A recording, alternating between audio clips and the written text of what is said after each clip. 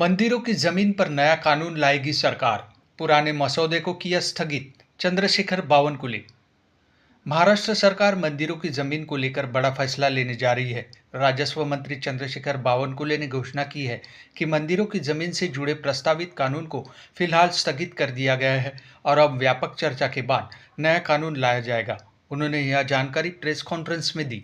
शिवराज्याभिषेक दिवस के अवसर पर आयोजित प्रेस कॉन्फ्रेंस में राजस्व मंत्री चंद्रशेखर बावनकुले ने कहा कि राज्य भर में छत्रपति शिवाजी महाराज से प्रेरित जन कल्याणकारी अभियान चलाया जा रहा है, जिसके तहत लाखों परिवारों को सरकारी योजनाओं का लाभ दिया जा रहा है। बावनकुले ने बताया कि राज्य में मंदिरों की करीब 5.5 लाख हेक्टेयर जमीन विभिन्न प्रकार के कब्जों की वजह से प्रभावित है। मंदिरों के अधिकार सुरक्षित करने और जमीन वापस दिलाने के उद्देश्य से सरकार नया कानून लाने की तैयारी कर रही है। इसके लिए राजस्व विभाग के वरिष्ठ अधिकारियों और मंदिर प्रतिनिधियों की संयुक्त समिति गठित की जाएगी। उन्होंने कहा कि प्राप्त आपत्तियों और सुझावों पर 15 अगस्त तक चर्चा होगी तथा 15 सितंबर तक नया मसौदा तैयार कर दिसंबर विधानसभा सत्र में कानून पेश करने का प्रयास किया जाएगा। साथ ही स्पष्ट किया कि मंदिर जमीन संबंधी मौजूदा प्रस्ताव को फिलहाल स्थगित कर दिया गया है। हिंदवी स्वराज्याचे सरसंस्थापक रयतेचे राजे छत्रपती शिवाजी महाराजांना आज शिवराज्याभिषेकानिमित्त मी मानाचा मुजरा करतो आणि महाराष्ट्राच्या सर्व जनतेला आजच्या दिवशी शुभेच्छा देतो। खरं तर शिवराज्य दिवस हा महाराष्ट्राच्या अस्मितेचा आणि स्वाभिमानाचा हा दिवस आहे आणि महाराष्ट्राचं सरकार, देवेंद्र फडणवीसचं सरकार छत्रपती शिवाजी महाराजांची प्रेरणा घेऊन लोकाभिमुख, गतिमान आणि लोकाभिमुख सरकार आणि पारदर्शी सरकारच्या माध्यमातून या ठिकाणी आम्ही पुढे जातो आहे। महाराष्ट्रामध्ये यावर्षी संपूर्ण राज्यभर छत्रपती शिवाजी महाराजस्व अभियान आम्ही सुरू केलेलं आहे आणि आजच्या राज्याभिषेक दिनानिमित्त या अभियानाला अत्यंत महत्त्वाचं स्थान मिळालेलं आहे। या अभियानाच्या माध्यमातून 50 लाख परिवारांना या ठिकाणी विविध योजना 55 योजनेच्या माध्यमातून महसूल खात्याने ईज ऑफ डुईंग बिझनेसच्या माध्यमातून सेवा हमी कायद्याच्या माध्यमातून आम्ही लाभ पोहोचवलेला आहे।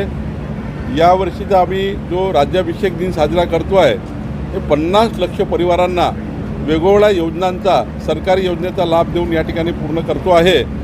मी या ठिकाणी प्रधानमंत्री नरेंद्र मोदीजी, देवेंद्र फडणवीसजी आमच्या दोन्ही सरकारचं, डबल इंजिन सरकारचं या ठिकाणी जे काम आहे ते छत्रपती शिवाजी महाराजांची प्रेरणा घेऊन सुरू आहे आणि आजचा राज्याभिषेक दिनसुद्धा आमच्याकरता सुशासनाचा, राष्ट्रभक्तीचा आणि प्रेरणेचा आहे। यातूनच प्रेरणा घेऊन आमचं राज्य सरकार पुढे जाईल।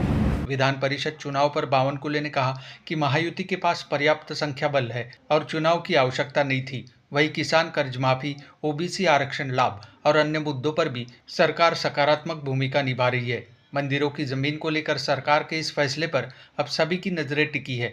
देखना होगा कि व्यापक चर्चा के बाद आने वाला नया कानून मंदिरों के अधिकारों और संबंधित पक्षों के हितों के बीच किस तरह संतुलन स्थापित करता है।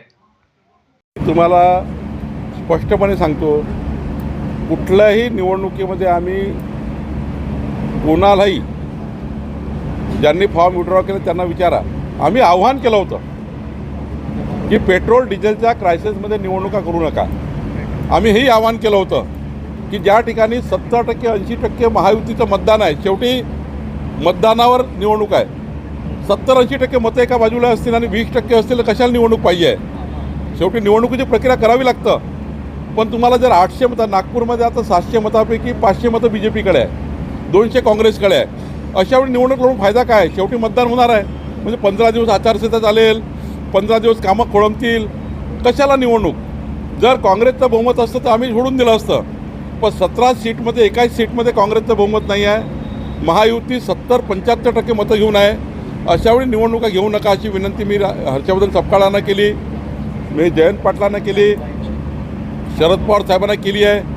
पण शेवटी निवडणुकीत लढलेले आहेत, ज्या ठिकाणी लोक ऐकले त्या ठिकाणी बिनविरोध झालं। जिथं बिनविरोध झालं ते काही पैशानी झालं किंवा राजकारणाचं प्रेशर टाकण्यात आलं किंवा सरकारचा सत्तेचा दुरुपयोग झाला असं काही नाही। त्या लोकांनी सांगा, विड्रॉ केलेल्या लोकांनी कोणत्याला फोन केला का? हां आपणही म्हटलं आहे सहानुभूतीपूर्वक, बरं विड्रॉ केलं तर बरं होईल, कशाला निवडणूक करायची, त्यांनी मान्य केलं. त्या ठिकाणी निवडणुका झाल्या आणि काँग्रेस पार्टीचे नेते सांगतात ते निवडून आणू शकतात का या लोकांना? त्यांच्यामध्ये धमक आहे का? तिकीट दिल्लीमध्ये झालं का? काँग्रेसच्या नेत्यांना धमक आहे का त्यांना निवडून आणण्याची? आता चंद्रपूरमध्ये तिथले शैलेश अग्रवालने विड्रॉ केला, धमक आहे का काँग्रेसमध्ये निवडून आणण्याची? वडेट्टीवारजी त्या टीममध्ये धमक होती का निवडून आणण्याची? नव्हती. यवतमाळमध्ये धमक आहे का? 75% मतदान BJP शिवसेना महायुतीचं आहे. नागपूरमध्ये आता नागपूरला निवडणुका लढतात आहे, काय होणार आहे यांचं? उलट त्यांचे मतं फुटतील, त्यांचे मतं त्यांना द्यायला तयार नाही लोक. त्यामुळं या पद्धतीचं राजकारण करण्यापेक्षा राज्यामध्ये लोकशाहीमध्ये लोकाभिमुख राजकारण केलं पाहिजे. सर्वांनी एकत्र येऊन मान्य केलं पाहिजे की आमच्याकडे मतदान नाही आहे. भाजपला जर वाटलं असतं आम्हाला मतदान नाही, आम्हाला निवडणूक द्यायची, आम्ही देऊन दिली असती. पण 700 मतापैकी 500 मतं भाजपजवळ आहे, कशी निवडणूक देणार आहे? आणि त्यामुळं मला असं वाटतं की थोडा विचार काँग्रेसने करावा, टीकाटिप्पणी बंद करावी. संजय राऊतांना माझी विनंती आहे की टीकाटिप्पणी बंद करावी. वस्तुस्थिती ही आहे की पेट्रोल डिझेलच्या क्रायसिसमध्ये निवडणुका झाल्या नाही.